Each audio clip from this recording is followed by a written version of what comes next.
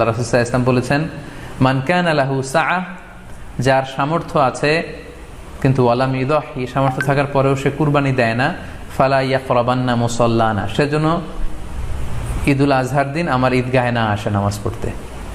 আল্লাহ রাসূল সাল্লাল্লাহু আলাইহি ওয়াসাল্লাম হুঁশিয়ারি বাণী ঘোষণা করেছেন, ধমক দিয়েছেন যে সামর্থ্য থাকার পরেও যে কুরবানি দেয় না সেজন্য আমার ঈদগাহে না আসে। আমরা আজকে কুরবানি নিয়ে কিছু কথা শেয়ার করবার চেষ্টা করবো ইনশাআল্লাহ।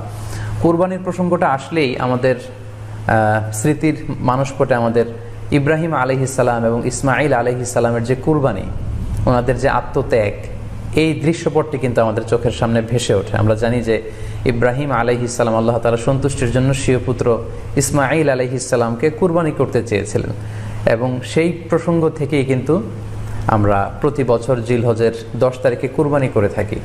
এবং এই দৃশ্যটি আল্লাহ তাআলার কাছে এতই ভালো লেগেছিল, এই আত্মত্যাগের দৃশ্যকে